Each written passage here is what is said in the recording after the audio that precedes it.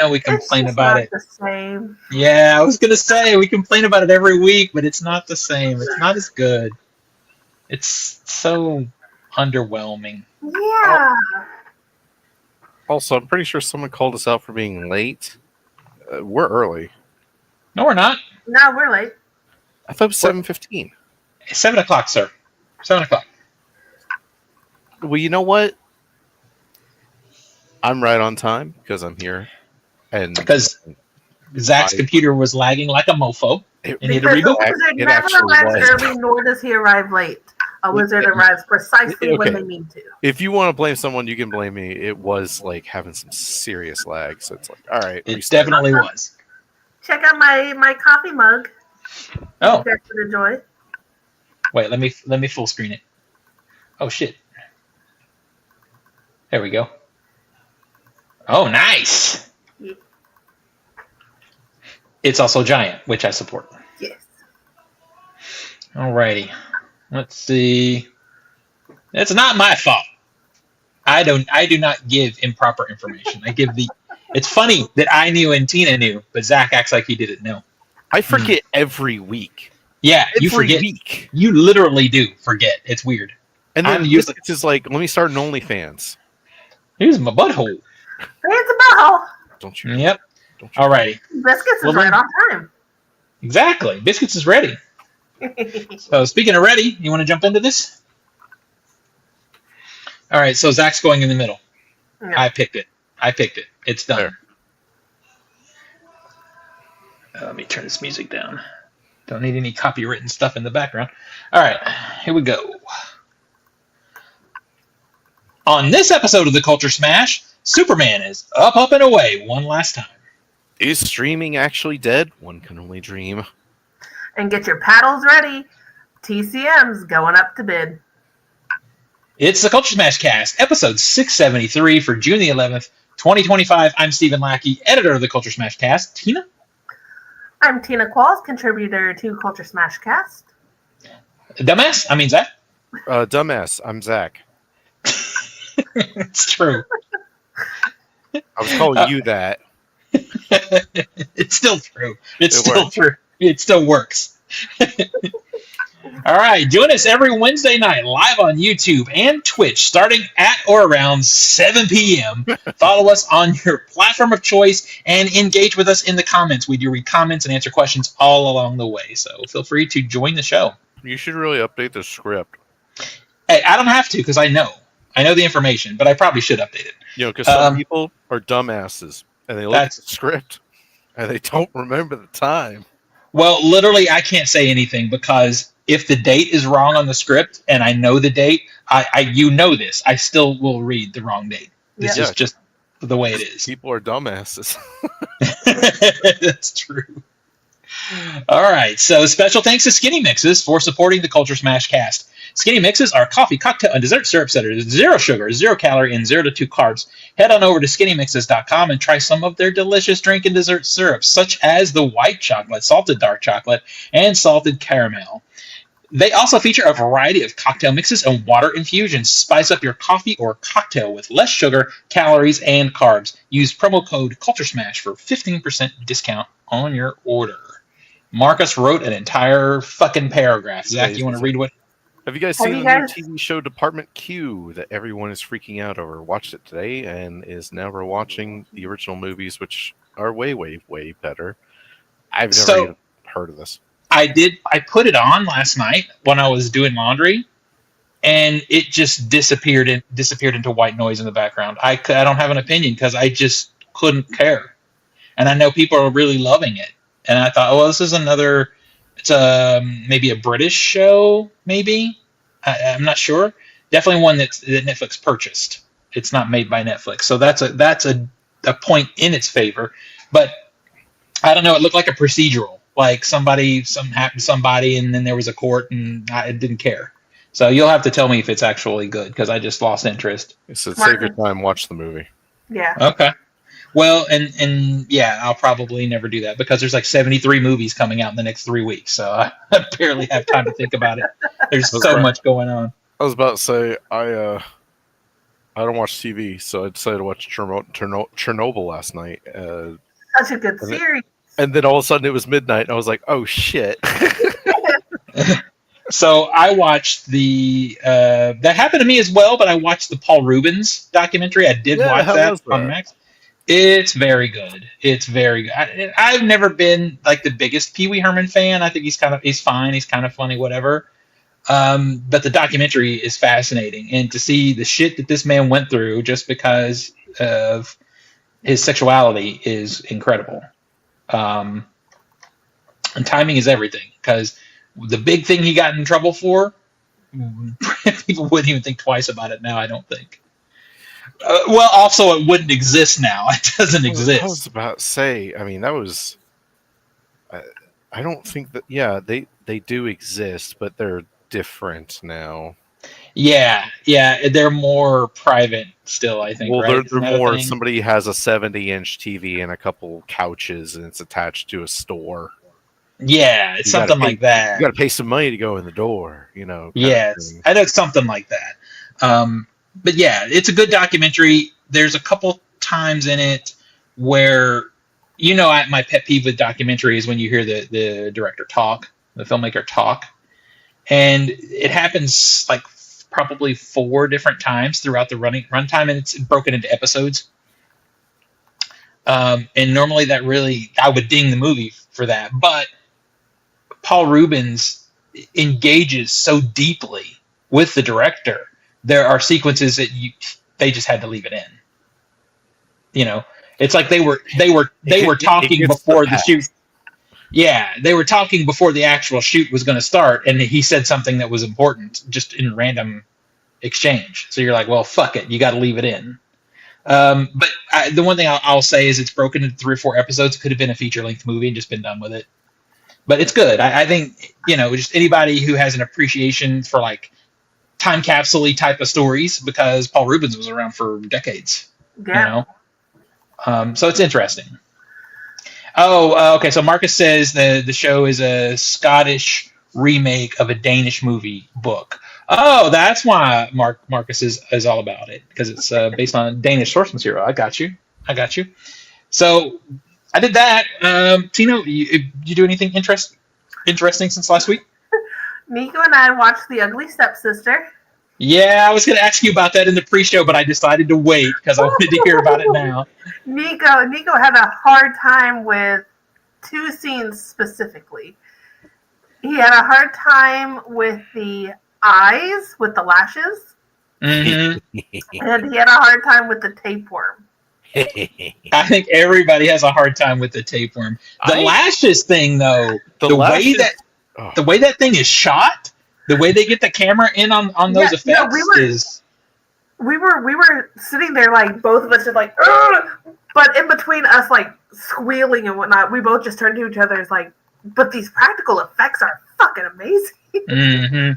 That was a funny experience too, because I had gotten a good bit of advanced press on the movie, and I was determined to see it in the theater, and I basically forced Zach to go. I'm like, we're going. You were like, we're going to a movie, and it's we got to go to a movie. We got nothing to do. Let's go to a movie. And I'm sitting there like we're in the car, and it's 5 minutes down the road. So it's like, oh, screw it. What is it? It's called The Ugly Stepsister. I'm like, oh god, this is and then on the way in, I told him it was IFC Films and Shudder. And if you watch my TikTok, you could just see his face, like, what the fuck? Well, IFC is fine. Shudder is the oh no. And then like I went into it completely cold. I thought it was going to be like one of those crappy knockoff slashers. So when the Shudder logo shows up, I'm like, Steven, because I'm like, I'm about to see shit. It was I thought it was great to go see shit. I enjoyed it immensely. I'm definitely more into that. Hang on. This is important. Yeah, this is Marcus important. Go ahead. 3 people threw up in my theater during the worm scene with the Oscar success. The substance got. I hope Norway picks this. Holy shit! If that happened in my theater, 5 out of 5 viewing experience. Mm-hmm. Yeah. I would probably be person number 4 vomiting because of the sounds and the smell. How long it goes? Like Nico was fine when they start tugging. He was like, okay, I can. He was like, I could separate reality from what I was seeing. Whereas me, I didn't start until they started tugging, and I was like, ah. See, I didn't have a problem with the tapeworm. I was just kind of like, this is ridiculous. I enjoyed it, but I didn't have a problem with it. The eyelash and the nose. Yeah, those are the things. Nico cannot do eye horror. He cannot do eye or like fingernails. Well, there's a like basically an over the top zit popping sequence in the movie too. It's just like a giant blackhead. It's just fucking disgusting. Oh, no, he hated that part. It's so disgusting. He's like, why did they do it? It's so gross. It's so well, gross. We both agreed the mom is shit. He was like towards the end when the mom's having her little tryst with what's his face. He was like, the mom can still get it. It's okay. And then like 2 seconds later, he goes, no, fuck the mom. But we agreed the other sister, stepmom, like we both agree. Everybody in that story is pretty much trash, except for Alma, the sister, the other sister, and we feel bad for, but she kind of gets a little carried away with everything. The actual ugly stepsister. So, but it's like, fuck it, just Alma, just go off into the woods. Just fucking leave these people. Right.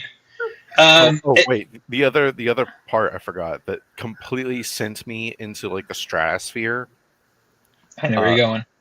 When the stepmom goes to do the deed with a big blade, and then she comes down and it grazes, it kind of misses. Woo. That's something. I don't know if it was planned or not. I basically left orbit. Like when that happened, I just like I'm still not okay. Like now, if you're filming that and they miss and you're like, just keep going, you're like, that's going in the movie, baby. That's it. That's because during that scene is when Zach reaches over and grabs my arm. He's like, oh God, it's happening. Like Nico was like all for the mom getting action until she goes, "You cut off the wrong foot." And he was like, "No." Man, what a movie! It's so funny because I thought about it for a little bit after we watched it, and then I tried to just start kind of being quiet about the movie because I started thinking, man, this would be a fun movie for our 12 Hours of Terror. And then you guys watched it. I'm like, damn it. Well, keep in mind, I was trying to do a double feature of Sinners and Ugly Stepsister when I was in Nashville. Mm-hmm. And after Sinners, I was just wiped. Yeah. That, and I didn't, with how awesome Sinners was to me coming out of the theater, I knew going into any movie, I would find fault, like I wouldn't pay attention. Yeah. I would still be thinking about Sinners. So I didn't want to do that with the movie I had. Roller coaster onto the slow boat ride that turns out it's not a slow boat ride. It was all a ruse. It is Splash Goddamn Mountain. Well, I'm gonna have a take about Sinners and that kind of thing when we get to the box office, but I don't think it's a hot take. I think it's an accurate take, but we'll see when we get there. Tina, I'm sad you're not here though, because did you see what they're doing with Jurassic World, the new Jurassic World? Oh man, I think I'm gonna do it. I'm gonna do it by myself because Zach won't do it. They're bringing back the midnight premiere. Fuck yeah! Mm-hmm. Yeah, Regal is gonna have midnight premieres. They're gonna have it in their premium, like the RPX theaters and the 40X theaters. I remember going to midnight premiere of, I think it was Star Wars. I can't remember. I think it was. I think it was not The Force Awakens, but the one after that, before Rise of Skywalker. Wait. You're gonna go to a 3D Last screening? Jedi. And oh man, I was struggling, especially when it gets all quiet in the theater, and it's like I'm just like, yeah. You're right. What are you asking me, Zach? You're gonna go to a 3D screening? Well, I might go to a 40X screening. Yeah, I might. If it's 40X, it is 3D. Yeah. So Marcus, you have fun with that, sir. It's not Marcus says, as someone who is not a horror guy or is new to horror, he's surprised that 4 out of 5 of his 5 favorite movies of the year are horror so far. So I'm not surprised about that because Horror's been only because horror as a genre has been eating well this year. There's just so many good movies. Horror did relatively good last year too. Yeah, but this year it's just wild. Yeah. Like, and when you look at what's to come, there are more horror movies coming this summer than I can remember. You usually don't get horror in the summer. We're getting so many. Started with Final Destination and Bring Her Back, and we're fucking Eddington is coming, and Weapons. We did also watch Love Hurts. Yeah, I heard that's really bad. Fun. It was definitely fun. And that's all I'll say. It was fun. All right. Oh, I see. Okay, so Marcus, you also like Presents, which I did too. Zach is a dumbass. He's wrong about that. Presents I have it on my watch list. It's fine. And then Hard Eyes, I agree. Hard Eyes is actually a very fun movie. Let me just reiterate. Presents, last 20 minutes, banger. That first hour, I like the whole movie. I enjoyed the whole concept of it. I enjoyed everything about it. But I love when Steven Soderbergh does something different, and that's most of the time with him. He's always doing something different. I just love it. I have quite a few movies that I have on my watch list that I'm starting to take at least 2 nights out of the week to watch a movie at the end of the night when she's asleep. Sometimes people will join me, but otherwise, yeah. And a lot of them are foreign films. So nice. How is that impacting your reading list? Because I know that's big. Audiobooks. I haven't had much time for physical reading or Kindle reading, but I still do a decent amount of audiobooks. I think currently my read count for the year is in the 70s. I want to say 75, 76. So, that's a lot of books. Yeah. That is a lot of books. Yep. Alrighty. Well, let's take a look, speaking of movies, at the box office for this past weekend. Number 10 was Thunderbolts, **, made $2.4 million, made $186 million so far. Number 9 is Sinners. It made $2.8 million. It has made $272.5 million so far, and it broke a record for total global take on a original IP, apparently. Oh, nice. So there's that. Number 8 is Dan Da Dan, Evil Eyes. This is new. You can't even say it right. I can't say it. Dan Da Dan. Dan Da Dan. Dan Da Dan. What the fuck? I like saying it also. Dan Da Dan. Dan Da Dan. How Dan Dan. All right, it made $3.1 million, almost $3.2 million on its opening weekend. So it's at number 8. Number 7 is just really curious about Dan Da Dan. Has anybody else seen the show? No. I watched episode 1. Went, this is really rapey. I've heard this is good, but this is not how you open a show. We've started watching the new Gundam series, so yeah. Maybe it gets good. Maybe I just need to give it a second chance, but it was really kind of rapey. All right. Number 7, again, Bring Her Back, made $3.5 million. It has made $14 million so far, and that is very sad to me because we told you all to go see this. It's one of the best movies in this top 10 list. And this brings me to my potentially hot take, but not really, I don't think. It is my current number 1 horror movie of the year, in front of Sinners. Okay. Sinners might be my number 1 overall, but as far as horror movie, Bring Her Back, man. It was hard, man. Yeah, Bring Her Back. That movie's so good. So good. All right. Number 6 is The Phoenician Scheme. It made $6.2 million. It's made $7 million in total over the weekend, and it was fine. I watched it. I heard that it was a very Wes Anderson film. So yeah, it's not his worst, but also not in the area of his best. It's just sort of that 3 to 3.5 space. Yeah, you gotta give it to him though, because like Wes Anderson is known for consistently doing Wes Anderson style movies. He doesn't let like studios or anybody else like come in and like tell him what to do. Really, he just does his thing. So I gotta respect that. I was about to say, what studios are releasing his films? You know what I mean? Like one. outside forces. Yeah, it's Indian Paintbrush. It's his own production company. Like, Well, but that doesn't. I think you're playing semantics now, because her point is he's not influenced by anything on the outside, and I agree. Not even by visual trends or technology changes or whatever. He is always him. I don't know. I kind of wish somebody would give him a few notes, like, "Hey, the past 3 films have kind of been mid." Yeah, I wish someone would give him script notes.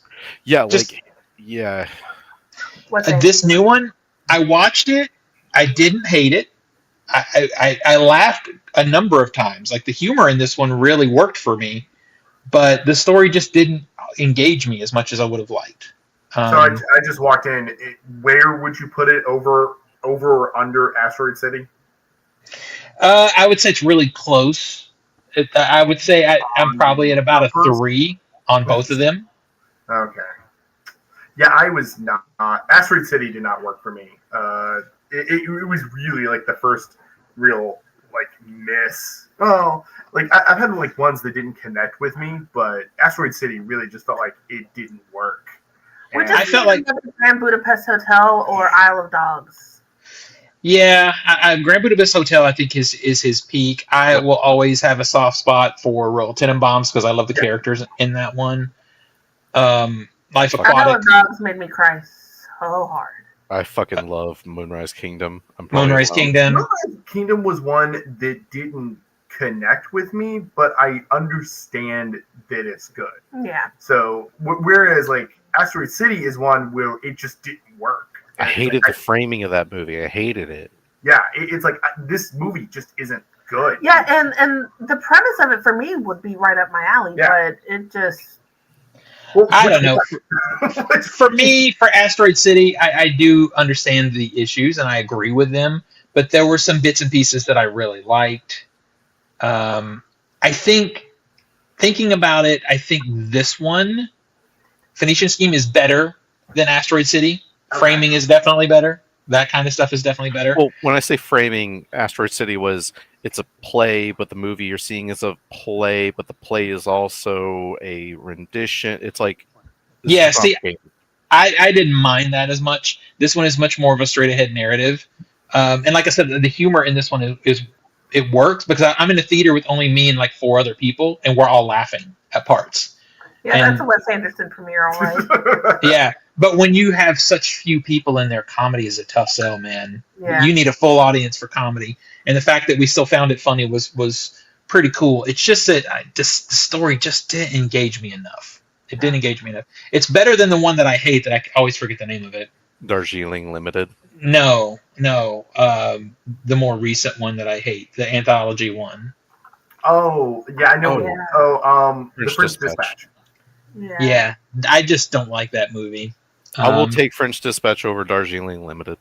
I would need to revisit on Darjeeling Limited. I haven't seen it in a long time. Marcus says he prefers when Wes works with bigger casts like Hotel Tenenbaums and Asteroid City compared to Phoenician Scheme and Darjeeling. I mean, Phoenician Scheme is a big cast. It's got a big cast, but most of them are barely more than a cameo, honestly. Okay. Yeah, you've got about 4 people that are actually really in it, and everybody else is in there for a line or 2, and then they're gone. French Dispatch, more like French this bitch. Anyway, number 5 is Final Destination Bloodlines. It made $6.4 million. It's made $123 million so far. Number 4 is Karate Kid Legends. It made $8.5 million. It's made $35.3 million so far. Number 3 is Mission Impossible: The Final Reckoning. It made $14.8 million. It's made $149 million so far. Yeah. This makes me so sad. It does me too. Opening new this weekend is From the World of John Wick Ballerina. It opened at $24.5 million. This is a big disappointment because the expectation was going to be 35 plus on this one. I saw it. It's not too terribly bad, yeah. I had a great time with it. For me, it's third best John Wick movie. or third best movie in that franchise. Like it's John Wick 1, John Wick 1, John Wick 2, Ballerina. Okay. It's Ballerina is better than the third John Wick and definitely better than the fourth John Wick. I think I think that's actually not too terrible of an opening. I understand they were shooting for 30, but we're still into that like just barely past Memorial Day weekend debut season, and Lilo and Stitch was a big juggernaut. I would have been surprised if if Ballerina topped it. If anything, it is not great praises for Mission Impossible that it topped it. Yeah. Mission Impossible had a hard fall off, but it's not good. It's just not a good movie. I will still stand and say it is the second worst Mission Impossible film, and to see people rate it 4 to a 4.5 out of 5 that's nonsense. is like, insane. It's nonsense. Number 1 is Lilo and Stitch. It made another $32.3 million. It's made $335.6 million so far. So that's epic for somebody's film ball game. But before we get to film ball, let me do the opening this week. Opening this weekend. Last weekend was fascinating because there was a shit ton of mid-tier movies. This weekend we get The Life of Chuck. It is currently setting at 81% on Rotten Tomatoes. We get Materialist sitting at 86% on Rotten Tomatoes. How to Train Your Dragon, the live action redo, is at 78% on Rotten Tomatoes. So that's what's wrong with the animated How to Train Your Dragon. Why are we doing this? They want to jump on the Disney train of live action remakes of really popular franchises. To be fair, Lilo and Stitch has proven that it's working. So. Exactly. Like, just stop going. Stop going to these. Fuck. The only live action element is the actors, and they're just up against green screen. What's the fucking point, man? Marcus says Life of Chuck was boring. I've heard that. I've heard Life of Chuck is not. It just doesn't come together, man. Go ahead. I was gonna say I was gonna switch movies. So if you're still on Life of Chuck, let me go on that one real quick because I'm gonna go see it again because I'm wondering if it was recut in any way from the version that Zach and I saw during test screenings. Because $5 says it's the same cut. The way people are raving about this movie, it changed my life. I cried all the way through it. That is not what I felt in the theater. I wanted to feel that. I love Stephen King. I love Stephen King's non-horror stuff. That is not what I felt. But there's so many people that I trust that are like loving on this movie. I think I have to see it again to make sure. And it's also a weird time that Zach and I are going to go see a rom-com together. I mean, how weird is that? Hell yeah, I'm looking forward to it. But Celine Song, man. It's Celine Song. Celine Song, she can do no wrong. Not after Past Lives. When I saw the trailer, with the first trailer for The Materialist, I'm like, this is the Past Lives follow-up movie. And you know what got me interested is I saw an interview with her, and aspects of this are also taken from her real life. And as we have learned, if she's writing from her personal experience, it comes out pretty good. So look, I will give this a pass. Like, I will take a chance because you've proven yourself to be a banger over here. So let's see what else. Maybe you can turn me on to rom-coms. This film because I am not a fan of rom-coms. Yeah. Well, I hope it doesn't turn you on too much because I'm going to the theater to see it with you. I don't really. I don't need that. I don't need that. Different rows, just sit up. I was about to say, dude. Yeah. Marcus, what we have seen. I mean, it was already after seeing Handmaiden together. It was already. I was about to say Handmaiden. Benedetta. Oh, Benedetta. Dude. Yeah.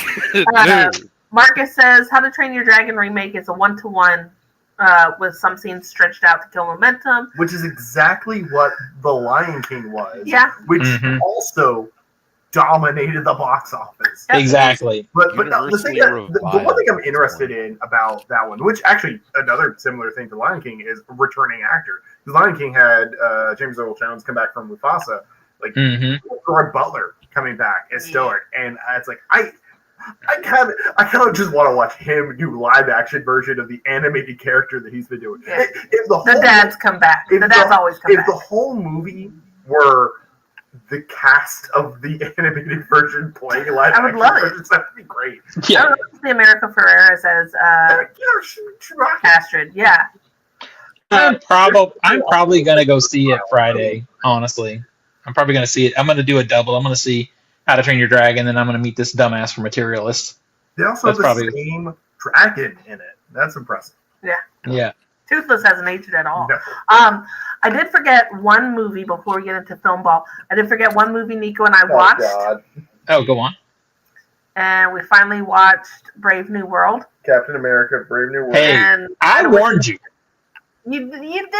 In all fairness, you both warned us that it was a steaming pile of shit. I had to go back and re-rate Ant-Man Quantumania because I gave it a 2.5, 2.5 stars out of 5, and I'm like, I can't say that it's better than Captain America. So I think they're both in my letterbox sitting at 2. Yeah. I don't know if it's. I don't know which one's worse because I heard critiques on each movie. Yeah. As much as I didn't like Captain America, I probably still think it's better I think that's where than I'm. Quantumania. The thing I have about Quantumania is a movie that just shouldn't exist. Like, there's nothing in that movie that should happen. Especially since they pretty much nixed the Kang. Yeah, definitely that, but just more so, it's like it's so tonally not what an Ant-Man movie should be. No, nothing. 100%. But 100%. Brave New World is tonally a Captain America movie. It's just cheap as hell. It's cheap and cheesy as fuck. It's like, I mean, the lines, I'm like, oh my god, you guys are going for the script was like 3 rough drafts away from being finished. It's like the dialogue needed punching up. A lot of the plot stuff needed punching up. And then it also needed another year of post-production because the CGI looked terrible. Yeah. Well, high points for us, so that we're not just completely railing on the movie. Harrison Ford was the most serious actor. Harrison Ford acted circles around the entire cast. Sebastian Stan acted circles. The scenes that he was in, he ate up. And a full point from me is they finally addressed the fucking hand in the Indian Ocean from the Eternals. It's very much the one scene. Took 5 years, but we got it. The scene on the aircraft carrier where Cap, Anthony Mackie, and Harrison Ford, its characters, have their standoff, and Harrison Ford is actually emoting. It's like, I was dying. God damn it! That whole bit, this is really good. Harrison Ford is a good actor. He's a good actor, yeah. The rest of this movie is terrible. Yeah. So the thing that is the funniest watching that movie is I would have known had no one ever said anything. We never had any news about the fact that they did reshoots with Giancarlo Esposito. I would have known it because they look punched in. Every shot that actor is in is punched in, and because the editing, Zach, you would die because you'll have a one character that's not him. You'll have Anthony Mackie standing there, and behind them will be all these extras and additional characters that are in the movie. Cut to him and there's no one around. Cut to a 2-shot of them, no one's around. Cut back to Anthony Mackie with the background, people.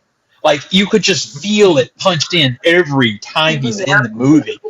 Him and Anthony Mackie would come on set by themselves to do those scenes, and you can feel it. There's no way to hide it, and it just is hilarious. There are so many scenes where they're obviously in front of a green screen. The post-credit scene with Anthony Mackie that was just bad. There's no set there. There's just green screen. Mm-hmm. And we're in the middle. We have to take breaks because we're with the toddler, but we are showing our toddler The Avengers, the 2012 movie. And I was just looking at it, I was like, you know what that is? That's a set. That looks great. you know what that is? That is Robert Downey Jr. or at least some stunt guy in an actual metal suit. By the way, she fucking loves Iron Man. All right. It's like, well, there you go. This movie, even at its time, it's like I think it was it looked decent, but especially just it's refreshing is what it is. I think sets and production quality, physicality, and in these. I think the current run of Marvel movies compared to Avengers is what we constantly say about a lot of the Jurassic Worlds compared to Jurassic Park. The use of practical effects, the actual sets, actual costume pieces. that's not going to really fade over time the way CGI is going to look. Well, okay, so here's a perfect comparison when you're talking about Iron Man. Both Iron Man and Jurassic Park had the man Stan Winston involved. Mm. And what did Stan Winston do in both cases that make those movies last forever? He combined practical and CGI. He would build the dinosaur legs so that they were really there to be interacted with, and they would fill it out with CGI. And it was the opposite with Iron Man. He would be wearing a suit, chest up, and then they would drop the legs in CGI, and it worked pretty seamlessly, and it still looks really good. It's that blending. The problem is now, because they're trying to churn them out quicker, is they just go all CG. Yeah. And you can tell. I really miss in the original Iron Man when he's like getting the suit on him and he reacts to it like it's heavy. Mm-hmm. And then by the Avengers, he's just walking and they're taking parts of the suit off and there's no weight. I miss when it had weight. Well, and they justify that with the whole nanotechnology That thing. wasn't for another 12 films, man. They He's just talking about like original Avengers movie, but I like I like he's the walking scene. in and he's just taking off and there's no weight to anything, I so was it's okay like nothing with- matters. I see what you mean. It's like the start of leading into like the nanotech and stuff. So I could see Mhm. I still like those elements of the Avengers movie, like that whole I do too. walking when the whole machinery is either disassembling or assembling the Iron Man suit on top of him is really neat. Yeah, I think so too. Yeah, but like that, but that's another thing. The nanotech with like Anthony Mackie with Cap's like Cowl. helmet. You can tell Just he constantly fucking going in hated and- wearing that cowl. Well, he said it because in I know, in the but like, show, there's one thing of like saying you hate wearing it, Yeah. but it doesn't come through in your performance. This came through, like, I didn't need to see the I interview to was know just he like, hated why, wearing why that is he fucker. in mid-flight constantly undoing his flight helmet? Yeah. It's Yeah. like, what the shit? Not the what the shit. Okay, yeah. It's a bad movie. Let's Right. talk about something interesting. Let's talk about Film Ball. Oh, Let's. I don't think you want to talk about Film Ball right now, Steven. You're probably right. In the first Discord game, Steven, you're in fourth place with $12.1 million. Of course. Hey, I'm a late bloomer. It's fine. It's fine. In third place is Adam with $134.6 million. Second place goes to Kevin with $180.5 million. And in first place is Crystal with $463.4 million. You'll see a trend here in a little bit. Oh, I know. And the other Discord game, in sixth place with negative $15 million is Samantha. She's still waiting on any of her movies to pop up. Steven, you're in fifth place with a whopping $3.5 million. I'm a late bloomer, baby. It's coming. In fourth place is Frenchie with $130.8 million. Good old Marcus is on the top three with $160.9 million. In second place is Nick with $182.7 million. And in first place, surprise, surprise, is Crystal with $308.8 million. Yes, Marcus, that is indeed a podium spot. Yes. And for the podcast game, in fifth place is Nathan with a big whopping goose egg, just golden goose egg right there. He has some movies coming up, so I'm not going to count him out of the running just yet. Like not for first or second for sure, but he might take one of your guys' ass. In fourth place, out of the negatives with $15.4 million, is Nico. So proud of him. In third place is Steven with $133.5 million. All right. In second place is Zach with $148.7 million. There's only about $15 million separating you two. I'll get into upcoming movies here in a little bit. In first place with $481.2 million, which I will cross over next week into the whopping, I keep saying whopping, $500 million bracket, is me. Damn. Fernanda staying at my house. That's my person. Damn it. Tina's kicking ass in this game. I am. Fine. I'm so happy. All right. Well, we have a Now, as lot of far as interesting. what people have coming up. Here we go. Yeah. Zach, you still have Elio, the new Pixar movie, and F1 coming out. F1's starting to get some traction, but it's like I can't watch anything without there being a F1 commercial. Steven, you still have How to Train Your Dragon, which you'll start seeing that pretty soon, and 28 Years Later. Whoop, whoop. Now, Nathan still has Megan 2.0, Jurassic World. I Know What You Did Last Summer. He'll start getting the money from Down to Down. But again, I'm not counting him in the one or second place. He might be third with Jurassic World Rebirth. We'll see. Nico, you still have Fantastic Four and Superman. You'll be getting a lot of money from the next this week and next week with Life of Chuck and Materialists. And you've started getting money from Karate Kid's Legend. That's what's saving your ass. Yeah. And then me, I'm pretty much down to my crumbs. I get ballerina money. That's nice. But then I got the Ritual, Naked Gun, Honey Don't. So Lilo and Stitch was my one big card. Let's see if Disney Powerhouse played off. Yeah, so you have, another week on Lilo and Stitch? Is it one more? Yeah, I have one more week on Lilo and Stitch. Let's see. Oh, no. Yeah, I got 2 more weeks. 'Cause we're 2 more weeks. That's right. We're a week behind. Yeah. So yeah, I got 2 more weeks. Let's see. Mission Impossible also has 2 more weeks, but surprisingly, there are at least 4 movies already that did not get a 4th week, 2 of which did not even get a 3rd week of domestic box office. What were those? So, for me, Rosario did not get its 4th week. Damn it. That's for me in one of the other games. Yeah. Zach, Shadow Force did not get a 4th week. Steven, Juliet and Romeo and Fight or Flight did not get week 3 or week 4. Damn it! Damn it! That's rude. Marcus, to answer your question, Nathan won the last podcast game, but he did not want to deal with shipping it to or from, so he said it could stay at our house. Yeah, so we still have the trophy. Yes. And the goal is to keep it. Yes. And the goal is to keep it. I see. All right. So today, I have a suspicion Nico's probably watched it, but I haven't watched it either. There is a new Superman, and they say the final Superman trailer is out. So we're going to take a look. We are going to take a look and see what we think. This is the trailer where they just combine the first 2. What's that? This is the trailer where they just combine the first 2 and then say it's a 3rd. Oh, perfect. Well, let's see.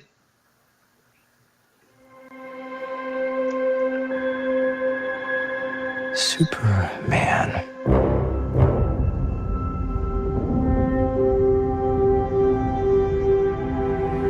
The most powerful being on planet Earth. We finally meet. Now, as planned,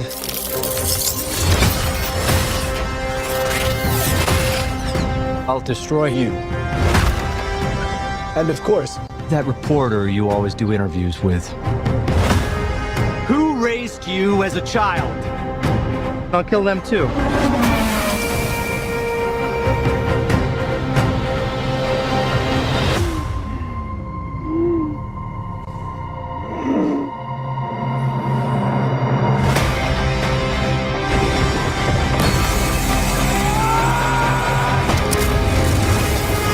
No matter what you do to me, Luther, your plans won't work. Wrap it up. Good luck with that.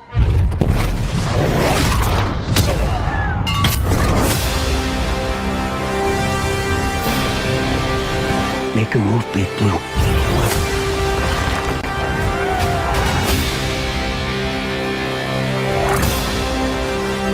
Buckle up.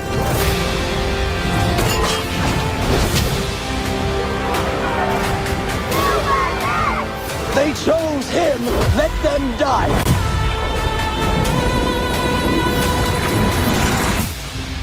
Hey! Quit messing around! I'm not messing around. I'm doing important stuff.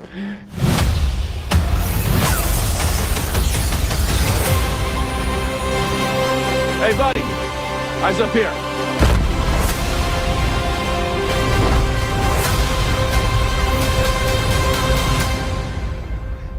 Yeah, the humor still is not working. See, Well, I disagree. I chuckled.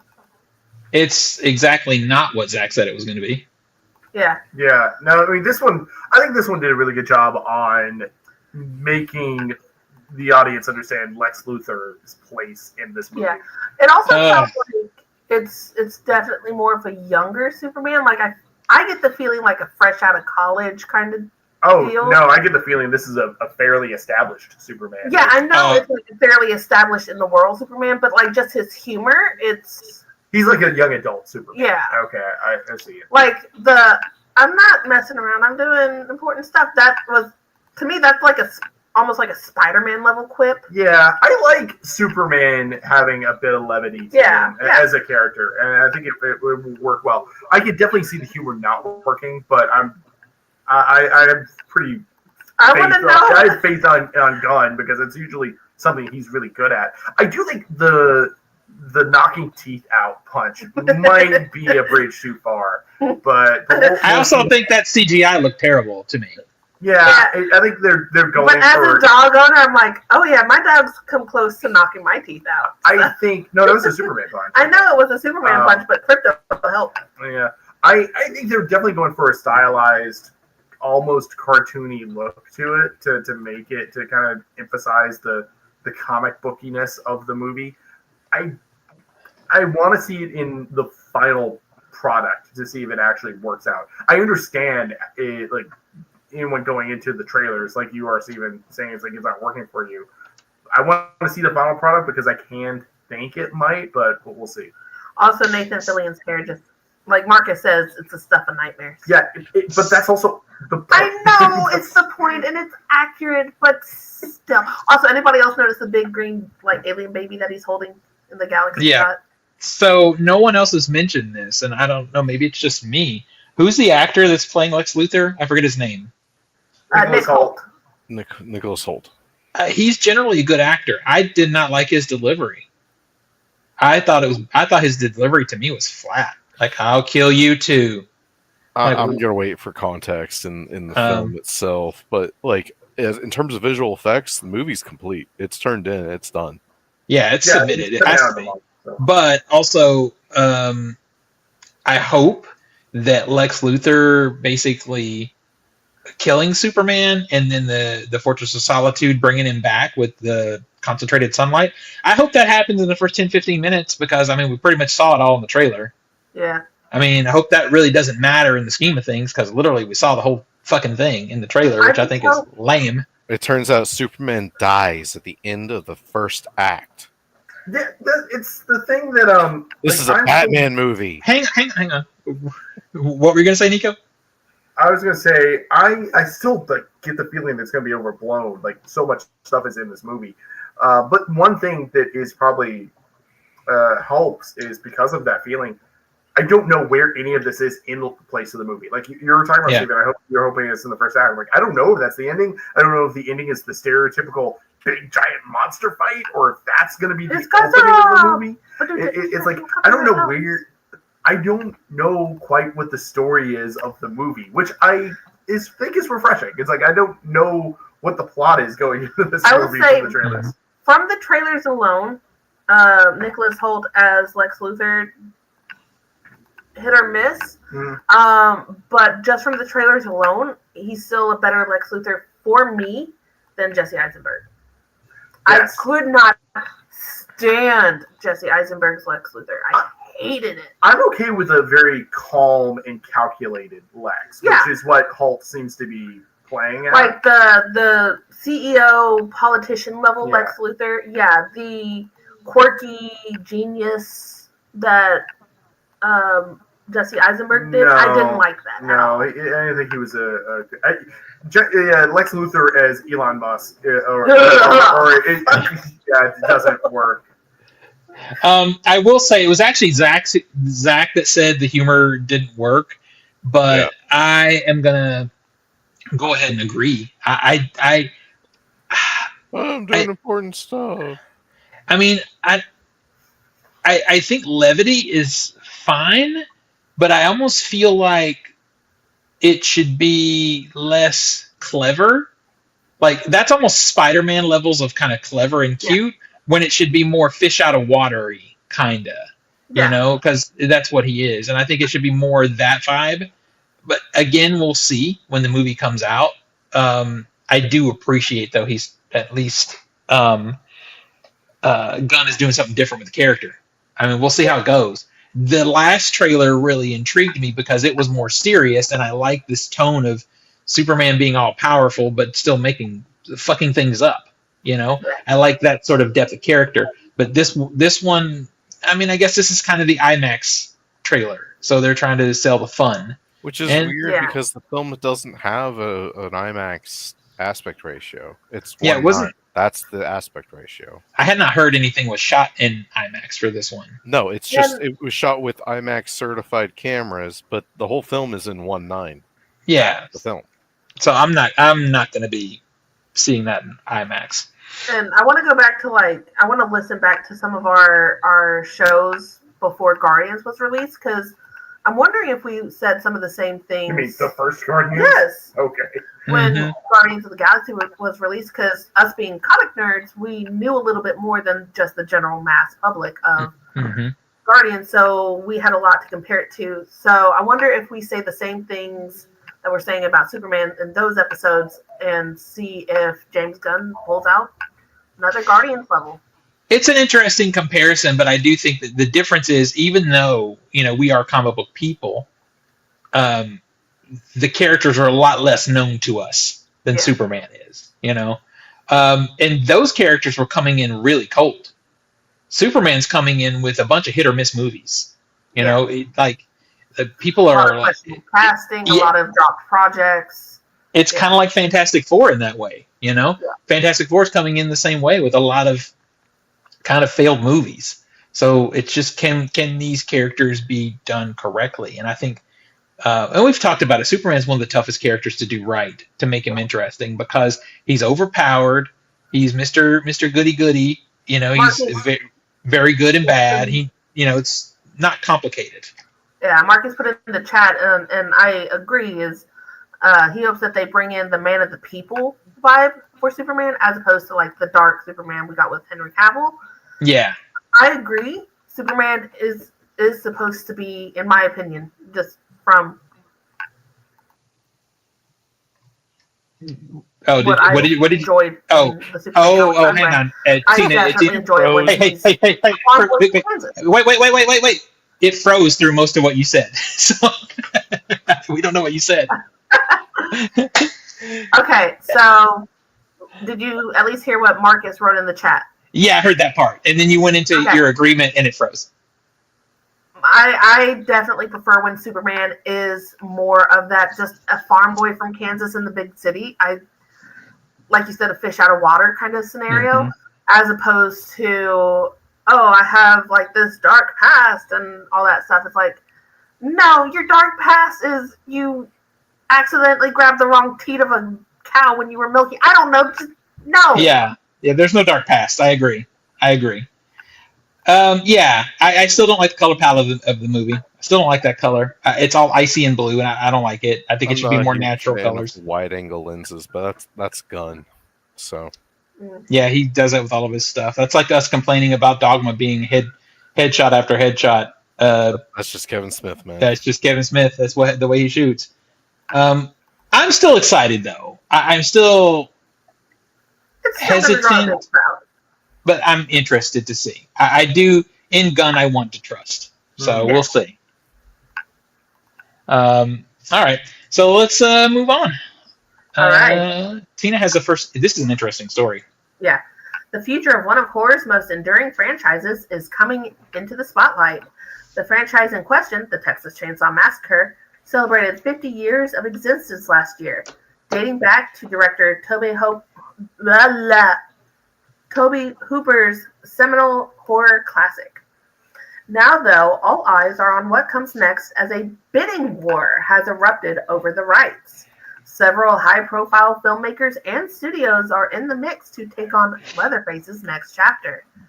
J.T. Molnar was said to be in talks for the new Texas Chainsaw Massacre project with Hollywood's new It Boy, Glenn Powell. Now it seems things have escalated as Verve, the company that has controlled the rights of the franchise since 2017, is in the midst of a bidding war between various studios and streamers who want the chance to tackle this cherished bit of IP. According to a new report from Deadline, anywhere between 5 and 8 different suitors have emerged in the Texas Chainsaw sweepstakes. While the report carefully notes that there are no clear frontrunners at the moment, Taylor Sheridan of Yellowstone fame has emerged as an interested party. Other names on the list include the aforementioned Molnar, who is aligned with producer Roy Lee, Powell, and A24 for a TV adaptation. Then there's Oz Perkins, who is coming off of the success of The Monkey and last year's Long Legs. He would co-write and produce alongside Brian Bertino, best known for The Strangers, with Neon Back. Then there's Jordan Peele's Monkey Paw Productions, with the company having a desire to produce a new film in the series. Peele's company has a deal at Universal Pictures.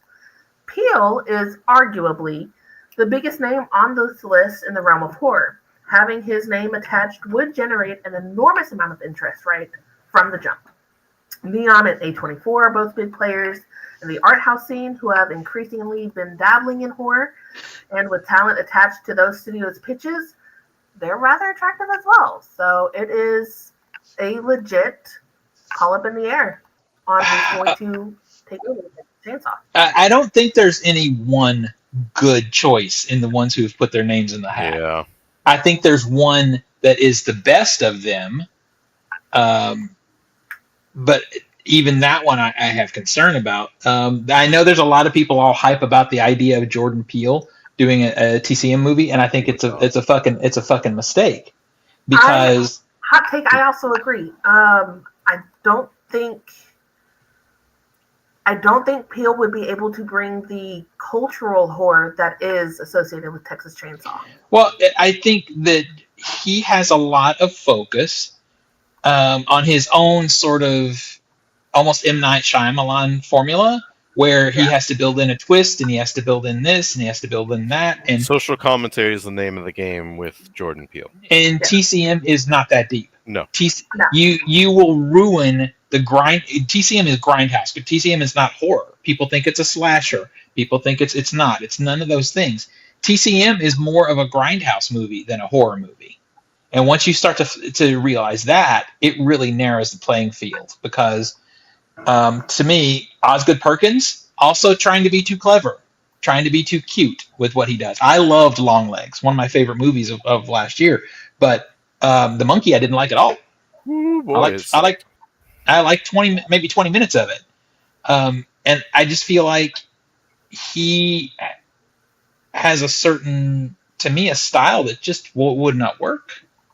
I just don't think it's there. Glenn Powell is not wanting to be in it. That first thing I read is Glenn Powell. What the fuck? Yeah, he wants to be involved in some capacity. He wants to produce it, but they want to do a TV show, and I think that's stupid. I don't think Texas Chainsaw needs to be a show. Yeah, no, you need a more convoluted plot to make anything a TV show, and as we've stated, that's not Texas Chainsaw Massacre. Texas Chainsaw Massacre is inbred hillbilly murder family. That's what it is. Well, Texas Chainsaw Massacre is a situation. It just comes down to people in the wrong place at the wrong time. That's it. And, so 12 hours of awful. There is some commentary. There is social commentary in Texas Chainsaw Massacre. You get sort of this story about how, Leatherface lost his job from the meatpacking plant and stuff like that. I mean, that's all in there, but it's very minuscule within the IP. You know, I think to harp on that too much would take away from what makes it so impactful. Yeah. To me, the only person on this list that kind of makes a little bit of sense is Sheridan. He's a Texas guy. He can write that vibe. I think he could get that vibe, but he's unproven in Grindhouse. Will he go hardcore? This movie needs to be hardcore, and Well, I don't know. The thing too is we can all agree the 2022 Texas Chainsaw Massacre from Netflix, Garbage. can we agree that's like the series low? Yes. Yeah. Well, okay, New Generation was pretty fucking bad too. I know that, but literally New Generation didn't bring out an old character, a beloved old character, ruin, assassinate that character, and then go on to assassinate everything else. And it also, at least, it had an actual blade on the chainsaw, or an actual chainsaw. It wasn't a CGI blade that disappeared when he swung it. Like, remember, like, Leatherface chops off someone's head and there's, like, no weight? Yeah. Talking about weight. They just get their head cut off and it's like, there's no weight to it. Yeah. I mean, to me, what defines Texas Chainsaw Massacre, if I had to boil it down to one word, is intensity. Mm-hmm. So, based on Jordan Peele ain't it. I'm sorry. He does not have intensity. No, he's more thoughtful and slow moving. Yeah, he's definitely more of a fan of subtlety in his horror. Mm-hmm. Yeah. Which is great when he does it for his original, like when. Well, then I have a really hot take. I think, as in, it works within that film. I feel like now this is probably a burning hot take, but I think Jordan Peele only has one good movie in his career so far. Yes, I would agree. And that's Get Out. Everything else has been incomplete. There's good moments in everything else, but they've all been incomplete. I enjoyed Us, but I agree it felt incomplete. Us had the first 20 minutes was banger. The first 20 minutes of Us is awesome. Nope just describes the movie. Nope. Yeah. I really kind of wish they revealed the twist too early in Us. Yeah. She literally turned, like, in the first 5 minutes, she turns around and you see there's another version of her. And I'm like, yeah, you've ruined it. Like, literally fix that in the edit and the movie changes. Like, I'm not apologizing. Well, I'll say he has 1.5 good movies. Yeah. But but I do always want to give what he's doing a chance because I like what he tries for, even if I don't think it works. I think it will work. I think he will hit again. He hasn't hit yet, and I don't think TCM is it.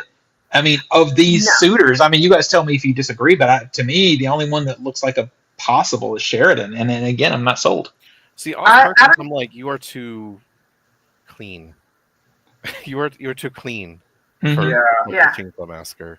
It definitely seems like he's kind of sanitized in a way where it's like the grindhouse of Texas Chainsaw is just not going to be something that he would do. Well, okay, so but let me ask you this: is he just writing the script, or is he directing also? Because that grindhouse part could be brought in by director. Sure. I mean, I guess, are these just producers? Well, if they're just producers, you don't know. They're all coming in with pitches, and we're not allowed to see the pitches, so we don't know. The only one I know that's specifically just producing is Powell, because he said that in his statement. Can I say I almost hope that Peele loses it so more people can be fired, because that shows when he's really mad, like what happened with Weapons. Because, like, Peele really wanted Weapons. He did. And he lost it, and he fired his agents over it. So I'm like, so if he loses again, does that mean he's going to fire more people? So I haven't seen Strange Darling, so I don't know. JT Molnar's not as familiar to me as some of the other ones. But out of Sheraton, Perkins, and Peele, I would much rather see Sheraton's version. I have seen Strange Darling. I've seen it, and it is going in the right direction. Strange Darling is definitely going in the right place. But they're the ones wanting to do the TV show, though, right? Yeah. Yeah. So to me, that's a no. Perkins, I feel, would be Perkins and Peel almost have the same problem. I think they would try to make it too cerebral. Mm-hmm. It's like, again, that's not TCM. That's Right. It's not. And you try to push that narrative, you're gonna have me hating the next TCM like I hate Rob Zombie's Halloween. Like, you can't force a narrative on stuff that is it is. It just is. There's no reason for Michael Myers to go completely insane. He is just darkness personified. There's no reason. Can I get 2004 Rob Zombie to direct TCM? Yeah. Yeah, if you can get Devil's Rejects Rob Zombie to direct TCM, you're in the right spot. That would be great, yeah. Mm-hmm. But yeah, you can't touch the script. But... yeah. And when you're talking about the production companies that are trying to throw their names in the hat, A24 is not correct. No. A24 is not the right spot for the same reason that Osgood Perkins and Jordan Peele, those guys, because they would try to do it too elevated. Well, I don't think Neon is right either. Neon is closer to right, but I'll be honest with you, and this may be kind of a weird take, but I would almost rather see like an IFC get it. Ooh. Because or even a Cinedyne, and I know Cinedyne is really low budget, but Cinedyne is the company that let fucking Terrifier go batshit crazy. They put the Terrifier movies out. So and well, that's TCM too. It's like, okay, we got $20. What can we do? Yeah. And so I would rather see one of these companies. It's kind of like the whole movie thing coming in and getting decent things and going for it. I think if IFC or Cinedyne or one of these companies got the rights to TCM, they would go out and take a big risk on what they spent on it, and it would be an expensive movie for them. But it would still be cheap enough that we could go hardcore and take a risk on a hard R-rated movie. And it's not that unrated. Come on, unrated. Well, we did it with Terrifier. Terrifier came out unrated, so that's fine. I'm good with that. Now, the thing is Texas Chainsaw Massacre does not have to be super gory. No, the first movie was not. Yeah. But it's the intensity that Zach is talking about. You got to be hardcore with it. And when I say hardcore, I don't necessarily mean ripping somebody's guts out. I mean, it has to start and not stop, and it has to be in your face. It has to be gross. You have to remind yourself to breathe. Well, yeah, because that dinner sequence in TCM, it feels like 20 minutes, and every single time I watch TCM, it's 50 years old. Mm-hmm. Every time I watch it, I'm just like out of breath. Yeah, and just how, I mean, she's screaming for so long, and it's one thing after another. Well, but there's stuff in that dinner scene that would never happen today. Like, because Gunnar Hansen gets upset at all the takes and literally cuts her. The cutter is for real. Yeah, you can feel that. You can feel that frustration because it's hot. Yeah. It's smelly. You can fucking feel it, though. Yeah, exactly. And it's that just intensity of those scenes. Like, literally, from the moment Leatherface shows up to the end, it doesn't stop. And it's just it's so funny. Like, you can compare. Like, I love Halloween, one of my favorites of all time. But when you watch Jason chase somebody, he's taking a stroll. Or when you watch Michael Myers chase somebody, they're taking a stroll. When Leatherface chases your ass, he's coming at you full speed. Boy, he's fucking running. That boy has some sneakers on. Okay, I gotta read Marcus's all right. comment.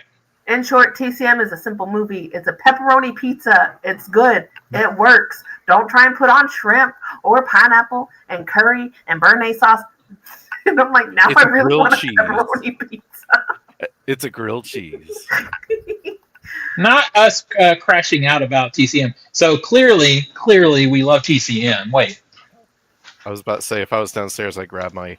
Yeah, but there it is, my 4K. I mean, clearly, we've spent a lot of money on TCM. We love the TCM here. So, yeah, I mean, TCM is top 3 or 4. Steven.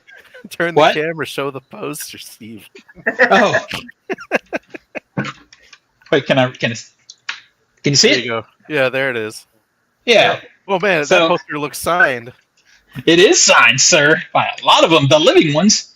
But yeah, I mean, that movie is top 5 for me. I'd have to really think about where it goes, but it's top 5, like right there. So I'm desperate to see it either just not be touched or someone to do it right. I would be fine if they just didn't fucking touch it, but I know that's not going to happen. Just re-release it. Fuck it. We No, made a it's new an one. We're IP that's- releasing it. It's an IP that's going to generate money. They're going to do something with it. Hi, Sydney. You're coming in right at the end of the show. Welcome. We've missed you. All right, so I guess we've probably been on this. I had a suspicion we'd be on this between me and Tina and Zach. I knew we'd be talking about the horror stuff. But I kind of suspected. No way. So should we skip this next story? Sure. It's It's Yeah. pretty much as dead as streaming is. So, but the only thing that story really is about is Disney executives admitting that streaming is dead. Yeah. Meanwhile, Netflix is like, theaters are dead. Yeah, exactly. It's an interesting comment because Disney's also gone harder into it because they bought out the remaining Comcast share of Hulu to Mhm. solidify their streaming hold. I was about to say, they just want to fold that right into Disney. And Well, I didn't read like full comments on it, but Iger basically came out in light of the Warner Brothers Discovery split up that's happening now, saying it's like, no, we're doubling down on our streaming and television content. Like we are going to, stay the course, while it seems like other production companies are getting out of television. So, But I think that's lies. I think that's bullshit. Because 2 of their biggest potential streaming shows, they reworked them to make them movies, and they made nearly $1 billion off of them. You know what I mean? I think, to me, if I was Disney, I'd be looking at bringing back the Vault. Vault your shit, re-release it in the theater, make $500 million on it, let it stream for 6 months, and put it back in the vault. That's what I I'm would sorry, I got distracted by Biscuits punching the fuck out of Zach. He do. does that. He'll touch my face. He'll just be like, hey. I don't know. I think it's interesting. I think that was a moment of truth that came out, because I think no one's making money off streaming. No one's making money, and everybody's looking at the record breaking numbers coming in from the box office right now, and just saying, well, we fucked up. Honestly, a majority of our streaming is kids shows for Evie, Yep. Mhm. catching up on movies that we didn't get to see in theater. But honestly, anime and foreign materials. which that also. Oh, did we talk about Ugly Stepsister? Yes. Okay. Yes, we did. Yeah, I mean, and that actually I think goes back to like justify the vault argument. Like movies that just hit home video basically, or what hit streaming, and then pull them back out, and then pull back and forth, back and forth, and back and forth. And Disney has done some of that. I don't know if that's necessarily because they are trying to do that, or if some of the content that they have may have licensing deals elsewhere, and so they have to pull it from Disney Plus, and then they're able to get it back or something. But I think it is probably something that we're going to see them do, like take things off the streaming. And I think the way they've been doing that is for cost. I don't think it's been like the master plan, like the way the vault used to work. The Disney vault, you would put these movies in the vault, and they would go away, and then it would come out in a diamond collection, and every single one of us would go buy This is not a literal vault. This is Disney would like do a run of films. Like it's like Aladdin is available on VHS for a limited time, and then it's going into Back in the vault. And then when it's just a limited print run, and they don't reprint it until a decade later. That's Can you imagine? It's like, But can you imagine if they did that? They've got enough movies that they could put something in the vault, let it sit in the vault for 5 years, bring it back to theaters, make a couple $100 million off of it, let it stream for 6 months, and pull it back in the vault. They've got enough movies. They could be churning movies every year doing that. And think of the piracy numbers. Yeah, think of the piracy numbers. But yeah, I just feel like there's some streaming. There's some What's that? series on streaming that like Nick is saying that what about the series that are streaming? Some of them are pretty good. The thing is, it's such a saturated market that I look at I get recommendations from 17 different people. You need to watch this series. You need to watch, and it's like okay, I got overwhelmed. I'm not watching any of them. Like, I'm not even watching the shows I am hyped about. Like, I'm not done with Daredevil yet. I haven't started Andor Huge season 2 Fallout yet. girl here, right here. Like, Fallout was my jam. I still have not finished the first season of Fallout. Given a lot of our situation is Toddlers. we're parents of toddlers, so our television time is very limited and so we have to be pick and choose. And Tina usually goes for K dramas, so and then we choose a very bad Marvel movie to watch, the Captain America. I think Marcus actually answered that question the best. He said, "Yeah, for every one, there's 73 bad ones, 73 shit ones, and that's the problem." Or they'll start out really good, and then they'll go to shit. Or they'll start out really good, but no one watched it. So, or hear me out, they do they do a really great one, but then they don't put a second season out for 3 years, and that's stupid. And then I get disconnected and don't care. So all of that is problematic. Now, if they would, I think they could easily, if they can rock with this box office, use those numbers to funnel money into series and do series on a regular basis again, do fewer series, make them really good, and put something out every year, then they would find themselves back. They would find themselves back in the 90s, but they'd be making money again. I mean, Netflix has gotten to the point to where if your show is a Netflix show, like it has that logo, I actively avoid you because they output so much and their quality is so widespreadly hit and miss, and they don't finish what they start. So if you have a Netflix logo on your show, unless your show is so overwhelmingly good, Squid Game, Stranger Things, like that is so popular, I'll check it out. But like literally, if you have a Netflix logo on your shit, I'm avoiding it. And me too. Typically, now there's some interesting stuff happening here in the chat that I want to go back to. Marcus says, and those who recommend all those shows are those whose favorite TV shows are Suits and The Rookie, and that's fair enough, sir. That is fair enough. I'm not going to lie. And then at the end of the day, you just want a little 30-minute ha ha ha, and then go to bed. So Nick says, well, isn't the 3-year gap because of strikes and so forth? Some of the time, yes. Yeah. But we were having those big, long gaps before 2020.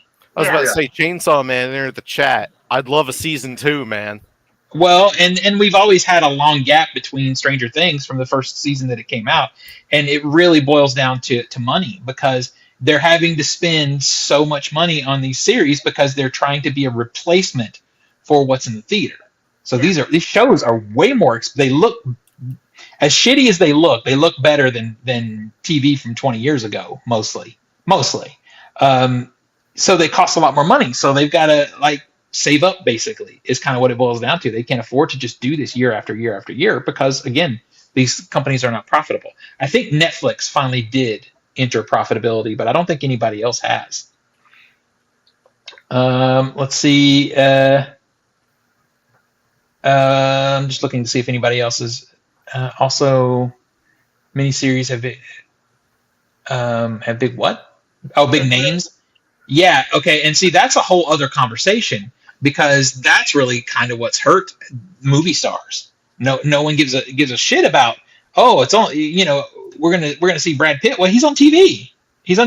So his cachet, as far as in the theater, these actors they're destroying their cachet as far as making movies just for them to go see. I think we talked about this a little bit with Tom Cruise, because he's the only one who's not doing TV.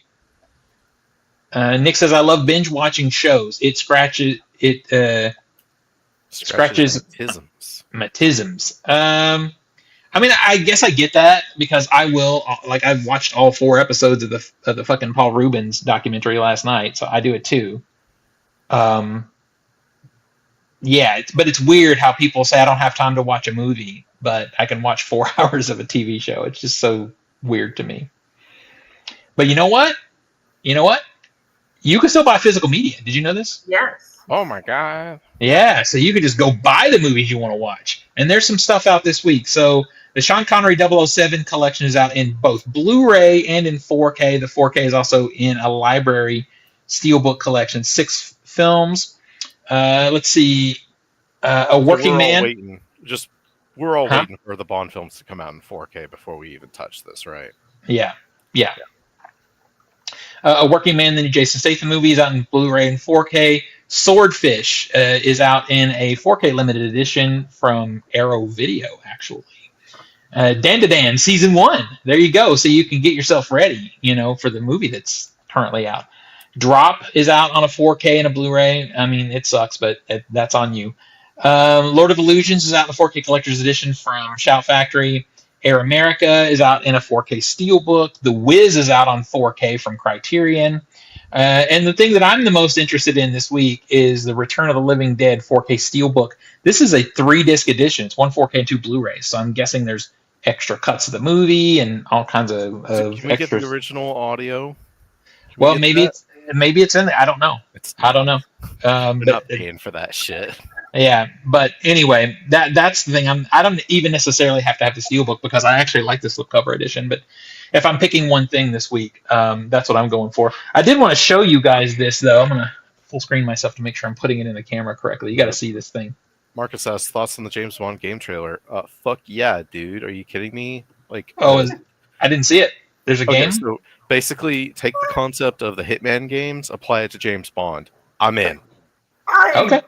I don't know. He looks way too young. The guy, the character art for James Bond looks like a young Nathan Drake. He looks like a fresh college kid now becoming a spy. You know what's crazy? It's almost like he's a fresh college kid becoming a spy. I know, but I don't need an origin video game for James Bond. Yeah, I agree with that. Okay, there's another Bond game recently. It doesn't matter. At least this one's book accurate. He has a scar. Well, I'm going to agree with Nico on this. If it's a good game, I'll still play it. But I don't need Kid Bond. I don't care about that. Look, I am hyped to have a Bond game where you're just dropped in a mission and say, "This is your objectives. Go about it however you want." Because that's Bond, man. I can't justify spending any money on a video game right now because I got Silent Hill 2 for Christmas. And I haven't even gotten to Pyramid Head's entrance. Yeah, we've not been doing. Funny that. I've only played one game since Christmas, have not beat it, and I've got 2 or 3, I think. Yeah. Well, I have this Silent Hill game that somebody gave me. Yeah, somebody bought you that. Yeah, and then I also have Phasmophobia and haven't played past the tutorial. You suck. At least you don't have any stapled Switch 2s, so that's good. Yeah, there you go. No that's true. Broken screen. Man, I've been looking at I've been looking at live streams of people playing Mario Kart on the Switch 2, and I'm like, it doesn't look any different to me really than the previous Switch. I mean, it's like, you can hijack trailers and helicopters, but okay. I mean, graphically, the water has some reflection stuff happening that's kind of cool, but I mean, otherwise, it just looks like a Switch game to me. Yep. It's definitely not worth $500 with the game. So, no. Just wait for that super original Xbox handheld that nobody has ever done in the industry before. Exactly. Ever. Oh, so I was going to show you guys this piece of physical media I bought from Lionsgate Limited. This thing is so cool. This movie, Freaky Tales. Oh, I have that on my watch list. Let me turn this light off for a second. It's a good movie, but it's in a VHS box. That's so nice. Cool. Because it's an 80s, it's a 90s movie anthology. So, and on the inside they have, I haven't done anything with them yet, but there's a bunch of stickers from video store stickers that you can kind of put wherever you want. This is a kind of dumbass shit that will get me. And it's annoying because it has to be a little oversized. Like you compare it to an actual VHS, it's slightly bigger. But I mean, it has to be to fit the disc. Yeah. But still. Why do you have M for Murder on VHS? I found it I like this movie and I found it in a box of stuff. And I just ended up with it. It was like, of all the VHS, you have like Halloween on VHS, which I can see, but you just suddenly pull that out of your app, Yeah. and I'm Well, like, because this is it's the closest style box, sir. For the comparison. It's the closest style. Also, I mean, Dial In for Murder is a great fucking movie. 100% we got the Blockbuster video or the Blockbuster board game because it was in a VHS case. Yeah, but it's huge. It's way That's bigger. a giant VHS box. Right? Speaking of the Hitman, Mads Mikkelsen, what? Mads Mikkelsen is the chief. He's coming to the Hitman. So Hitman is doing a Casino Royale mission. Oh. So you are basically James Bond, except you are still Agent 47, but your target is the chief. So you have to challenge him to like a poker match and get your ticket in there, and you can do that, or you could just find another clever way to kill him. All right, that's cool. That's the beauty of Hitman games. They say, "Here's your target. Have fun." Okie dokie. All right, let's bring this baby to an end. Tina, where do we find you on the internet? You can find me on most major social media under Cheddar Popper, CHEDRPOPPR. Nico? You can find me at nicholasqualls.com for all the links to all the socials. Zachy boy? You can find me on Instagram. I'm Master of the Matrix 91. You can find me on Discord and Steam as a Dangerous Meat Lunatic, and on Letterboxd, Master Z91. And I'm all things OTS movies, either mostly on TikTok, but also Letterboxd, Instagram, all the things. But TikTok and YouTube, Instagram, OTS movies, everywhere. We'll see everybody next week. Bye, everybody. Bye, bitches.